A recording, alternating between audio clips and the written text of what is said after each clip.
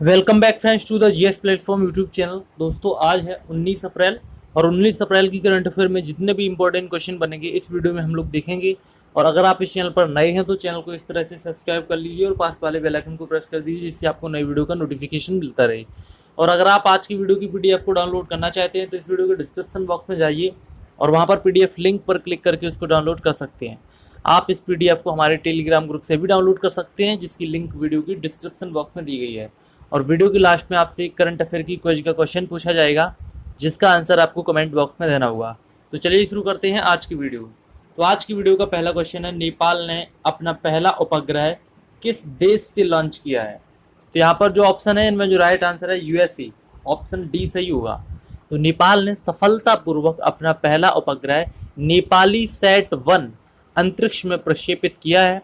नेपाली वैज्ञानिकों द्वारा विकसित उपग्रह को संयुक्त राज्य अमेरिका के वर्जीनिया से प्रक्षेपित किया गया है और ये एक निम्न कक्षा का उपग्रह है जो कि पृथ्वी की सतह से 400 किलोमीटर की दूरी पर होगा।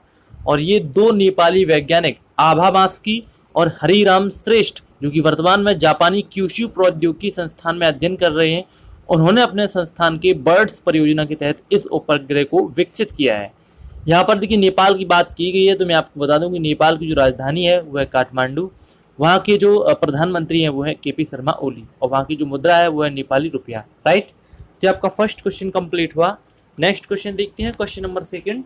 हाल ही में अंतर्राष्ट्रीय स्मारक और स्थल दिवस कब मनाया गया? तो इसका आंसर हो जाएगा 18 अप्रैल, ऑप्शन सी सही होगा। तो सन 1982 में स्मारक और स्थलों पर अंतर्राष्ट्रीय परिषद ने 18 अप्रैल की अंतर्राष्ट्रीय स्मारक और स्थल दिवस के रूप में स्थापना की है और यूनेस्को ने अपने 22वें महासम्मेलन के दौरान अगले वर्ष इसे मंजूरी भी प्रदान कर दी थी। और अंतर्राष्ट्रीय स्मारक और स्थल दिवस वर्ष 2019 का जो विषय है वो है रूरल लैंडस्केप्स। ठीक है, तो आपका ये सेकेंड क्वेश्चन कंप्लीट हुआ। नेक्स्ट क्वेश्चन देखते हैं, क्वेश्चन नंबर थर्ड। टाइम 100 सबसे प्रभावशाली लोगों की सूची में किस भारतीय का नाम शामिल किया गया है? यानी कि टाइम पत्रिका के जो सबसे 100 प्रभावशाली लोग हैं उनकी सूची बनाई गई है, इनमें किन भारतीयों को शामिल किया गया है? तो इसका आंसर हो जाएगा ऑप्शन डी, उपरोक्त सभी, यानी कि मुकेश अंबानी, अरुंधति काटजू और मेनका गुरुस्वामी। ठीक है, तो देखिए टाइम 100 सबसे प्रभावशाली लोगों 2019 की सूची में दुनिया के सबसे प्रभावशाली अग्रदूतों, नेताओं, टाइटन्स, कलाकारों और वर्ष के आइकन का नामांकन करते हुए जारी की गई है। इसमें रिलायंस इंडस्ट्रीज के चेयरमैन मुकेश अंबानी और भारत में LGBTQ अधिकारियों के लिए एक ऐतिहासिक कानूनी लड़ाई को अगुवाई करने वाले जनहित याचिकाकर्ता अरुंधति काटजू और मेनका गुरुस्वामी वे भारतीय नाम हैं जो इस सूची में दिखाई दिए गए हैं। और इस सूची में प्रसिद्ध नामों में भारतीय अमेरिकी कॉमेडियन और टीवी होस्ट हसन मिनहाज, अमेरिकी राष्ट्रपति डोनाल्ड ट्रंप, पोप फ्रांसिस, चीनी राष्ट्रपति शी जिनपिंग, पाकिस्तान के पीएम इमरान खान और प्रतिष्ठित गोल्फर टाइगर वुड्स का नाम शामिल किया गया है। ठीक है, तो आपका थर्ड क्वेश्चन कंप्लीट हुआ। नेक्स्ट क्वेश्चन देखते हैं, क्वेश्चन नंबर 4। कौन सा देश वर्ष 2020 में G20 शिखर सम्मेलन की मेजबानी करेगा? तो देखिए यहाँ पर जो ऑप्शन है इनमें जो राइट आंसर है सऊदी अरब, ऑप्शन बी सही हो जाएगा। तो सऊदी अरब ने घोषणा की है कि वो अपनी राजधानी रियाद में नवंबर 2020 में G20 शिखर सम्मेलन की मेजबानी करेगा और ये अरब का पहला G20 शिखर सम्मेलन होगा। पिछले साल G20 शिखर सम्मेलन की जो बैठक थी वो अर्जेंटीना के ब्यूनस आयर्स में आयोजित हुई थी, जहां सऊदी के राजकुमार मोहम्मद बिन सलमान ने राज्य का प्रतिनिधित्व किया था। उन्होंने विश्व के नेताओं के साथ कई बैठकें भी की जिनमें प्रधानमंत्री नरेंद्र मोदी के साथ बैठक भी शामिल थी। राइट, तो आपका फोर्थ क्वेश्चन कंप्लीट हुआ। नेक्स्ट क्वेश्चन देखते हैं, क्वेश्चन नंबर 5। किस देश ने अपने पहले उपग्रह रावण 1 को नासा की फ्लाइट फैसिलिटी से अंतरिक्ष में लॉन्च किया है? तो यहाँ पर जो ऑप्शन है इनमें जो राइट आंसर है श्रीलंका, ऑप्शन सी सही हो जाएगा। तो हाल ही में श्रीलंका के पहले उपग्रह रावण 1 को वर्जीनिया के पूर्वी तट पर नासा की फ्लाइट फैसिलिटी से अंतरिक्ष में लॉन्च किया गया है। और ये उपग्रह है ये जापान की क्यूशु इंस्टीट्यूट ऑफ टेक्नोलॉजी के 2 श्रीलंकाई अनुसंधान इंजीनियरों द्वारा इसको डिजाइन और निर्मित किया गया था और इसका उद्देश्य श्रीलंका और उसके पड़ोसी देशों की तस्वीर प्राप्त करना है। श्रीलंका की अगर हम बात करें तो वहाँ की 2 राजधानियां हैं, कोलंबो और श्री जयवर्धनापुरा कोट्टी। राइट, तो आपका 5th क्वेश्चन कंप्लीट हुआ।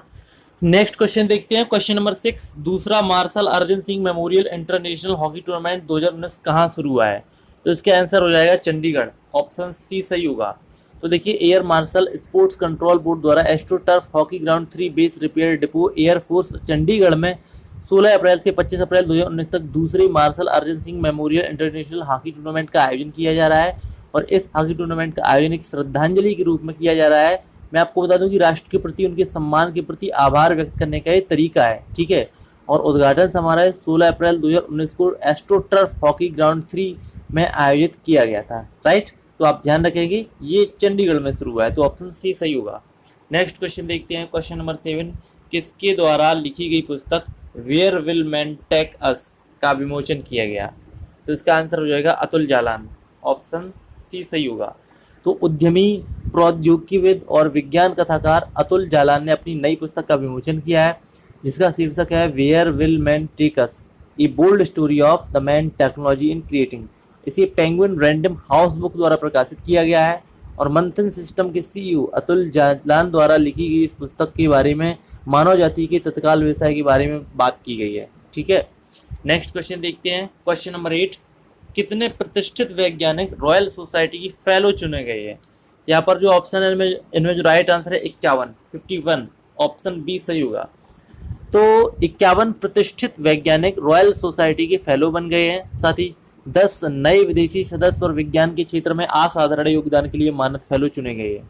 इस वर्ष के रॉयल सोसाइटी के नव निर्वाचित फेलो और विदेशी सदस्यों को विभिन्न क्षेत्रों महामारी विज्ञान, ज्यामिति, जलवायु विज्ञान से लिया गया है। तो आप ध्यान रखेंगे 51 प्रतिष्ठित वैज्ञानिक रॉयल सोसाइटी के फेलो चुने गए हैं, तो ऑप्शन बी सही होगा। नेक्स्ट क्वेश्चन देखते हैं, क्वेश्चन नंबर 9, किस संस्था ने आंतरिक उद्देश्यों के लिए लर्निंग कॉइन लॉन्च किया है? तो यहाँ पर जो ऑप्शन है इनमें जो राइट आंसर है IMF और विश्व बैंक, तो इस तरह से ऑप्शन सी सही होगा, यानी कि उपरोक्त दोनों। तो अंतर्राष्ट्रीय मुद्रा कोष यानी कि IMF और विश्व बैंक ने मिलकर एक सूडो टोकन के साथ एक निजी ब्लॉकचेन लॉन्च किया है। और नया टोकन जिसे लर्निंग कॉइन बोला जाता है, ये केवल IMF और विश्व बैंक में ही सुलभ है। और इसका उद्देश्य संगठनों के भीतर प्रासंगिक व्यक्तियों को ब्लॉकचेन के बारे में सिखाना है। यहाँ पर देखिए विश्व बैंक की बात की गई, तो मैं आपको बता दूं कि विश्व बैंक के जो वर्तमान में अध्यक्ष हैं वो हैं डेविस मलपास। मुख्यालय है वॉशिंगटन DC यानी कि USA में, और इसकी स्थापना 1944 में हुई थी। जबकि IMF के जो वर्तमान में MD हैं वो है क्रिस्टीना लोगार्ड, ठीक है। तो आपका 9th क्वेश्चन कंप्लीट हुआ। नेक्स्ट क्वेश्चन देखते हैं, क्वेश्चन नंबर 10, थल सेना अध्यक्ष जनरल बिपिन रावत ने किस स्थान पर तटरक्षक जहाज वीरा का अनावरण किया है? तो यहाँ पर जो ऑप्शन दिए गए हैं इनमें जो राइट आंसर है विशाखापट्टनम, ऑप्शन ए सही होगा।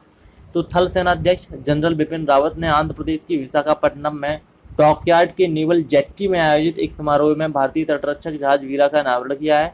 और तटरक्षक बल के अपतटीय गश्ती जहाजों की श्रृंखला में तीसरा वीरा LNT द्वारा चेन्नई की कठपुली में अपने जहाज निर्माण की सुविधा पर बनाया जा रहा है। मैं आपको बता दूं कि आप ध्यान रखेंगे कि LNT के MD और CEO कौन है, वो है B कन्नड़, ठीक है। तो आपका 10th क्वेश्चन कंप्लीट हुआ।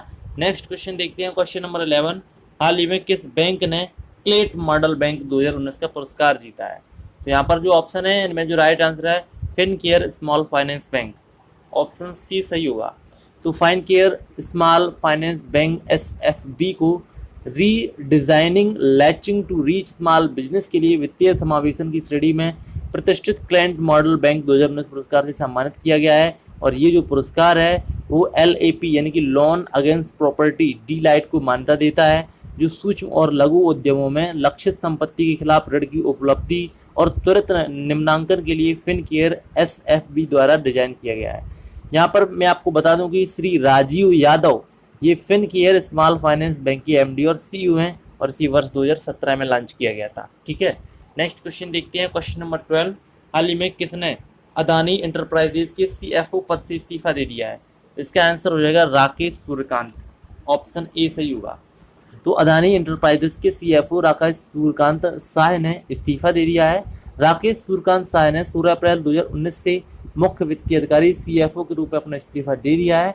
और अदानी एंटरप्राइजेज प्रबंधन और खनन और सौर सेल और मॉड्यूल निर्माण, कृषि भंडारण, बुनियादी ढांचे और खाद्य उत्पादों के विभिन्न व्यापार हितों के साथ साथ एक व्यापार एकीकृत समूह है, ठीक है। तो इस समूह के CFO पद से राकेश सूर्यकांत ने हाल ही में इस्तीफा दिया है, तो ऑप्शन ए सही हो जाएगा। नेक्स्ट देखते हैं कल की कुछ का आंसर। तो कल आपसे पूछा गया था कौन सा देश ईरान के रिवॉल्यूशनरी गार्ड्स यानी कि IRG को आतंकवादी संगठन के रूप में नामित करेगा, तो इसका आंसर हो जाएगा अमेरिका, ऑप्शन ए सही होगा। और आज की कुछ का सवाल है, हाल ही में भारत की पुरुष हॉकी टीम के मुख्य कोच के लिए किसे नामित किया गया है? तो यहाँ पर जो ऑप्शन है इनमें जो भी राइट आंसर होगा वो आपको बताना होगा। अगर आपको आंसर आता है तो वीडियो के कमेंट बॉक्स में जाएं और उसका आंसर अवश्य दें। अगर आपको वीडियो पसंद आए तो प्लीज़ वीडियो को लाइक जरूर करें, लाइक करने के बाद शेयर जरूर करें।